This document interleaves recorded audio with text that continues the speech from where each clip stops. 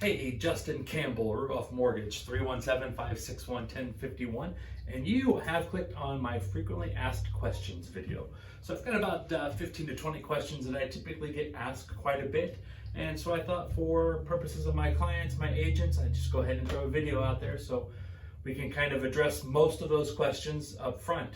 Or if you're going through the process and you have questions, you can always refer back to this video as well. First, most common question I get asked is, what type of credit score do I need to have? And to be honest, there really is no set answer because different programs carry different credit score requirements. But if we want to give a baseline, I would say we need at least a 580 credit score or better. And that is a credit score that I pull when I pull your credit.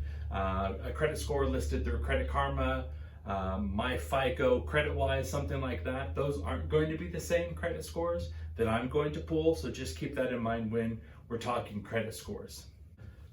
The second most common question I get asked at the start of the process is, what type of programs are available for first-time home buyers? And while there are certain nuances of a specific loan program that might benefit you if you're a first-time home buyer, as a general rule, there really is not a first-time home buyer program out there anymore. You've got USDA programs that are no money down. You've got VA programs, which is no money down for you veterans. And if you're out there watching as a veteran, thank you so much for your service. FHA, as a rule, is 3.5% down. Conventional does have one program specifically for first-time home buyers, which is 3% down, or 5% down if you're an existing homeowner. So those are just some of the typical programs, but to say a first-time home buyer program, really there's not one specific for that anymore. Another question that I get asked quite a bit is, how much out of pocket am I going to have to come up with?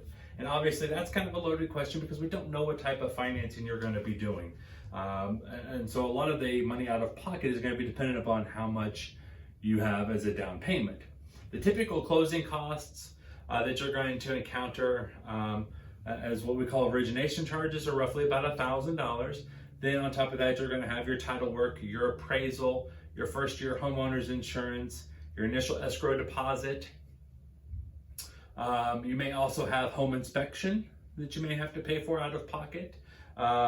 You may choose to pay for the appraisal out of pocket, or you may just take a deposit for that to be refunded at closing.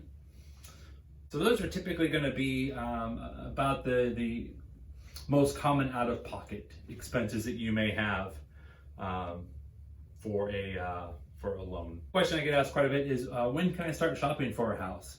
And so really that question is going to be answered after we pull your credit, look at your income documents, your asset documents, make sure that you are pre-approved. Once I then give you that pre-approval letter, then you can go start shopping for a house.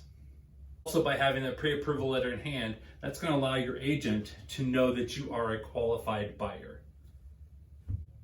Another common question I get asked kind of at the beginning of the process is, what's my payment going to look like? And so while we can kind of roughly estimate a payment, obviously we're not going to know that exact payment until we get further down the road in the mortgage lending process. Now, kind of the second step would be some frequently asked questions that I get during the application process. One of the first questions that I get asked is, why do you guys need all this information about me? Well, it's not really us as a lender asking for it. It's more of the investors or the loan underwriters, not with Ruoff, but whoever is going to wind up doing the financing, such as FHA, conventional Freddie, Fannie, VA, USDA. It's those underwriting guidelines essentially that we're trying to meet. They set them, and then it's our job to meet those guidelines. So for us to essentially use them to get the money for you to purchase the home, we've got to make sure that we provide all the documentation to meet their guidelines for financing. Another question I get asked is, do I need a home inspection? And for our point of view, no, you don't need a home inspection. I encourage you to get one. Obviously, it is going to probably be some money out of pocket, but I certainly do encourage you to get a home inspection so you know what you're buying, what you're getting into when you're buying a house. One thing that we may need in regards to inspections might be a termite inspection. It may be a well and septic inspection. It may be a water test. But in terms of an actual, just a standard home inspection, no. Another question I get asked is, when do I need to get home insurance? My answer to that question, immediately. We want you to go out and start shopping for homeowners insurance right away so that we can take whatever information you find for a premium, which is either going to be your monthly or your yearly cost, and we can plug that back in so we can get a more accurate idea of your payment. Another question I get is, when can I order my appraisal? You can't order your appraisal. Just forget about it. I will take care of all that on my end. I have a third-party appraisal management company that we use that will take care of actually ordering the appraisal with a local appraiser. So now moving on towards the closing process. One of the questions I get asked is, how much money do I need for closing? So to help with that, we're going to issue a preliminary closing disclosure either 10 days before closing or after your loan is finally approved. And that's going to start the process of us trying to figure out exactly what you need to bring to closing. After that process has been done, we're going to then send your file to my closing department, and they are going to actually work with the title company to figure out the final numbers for closing.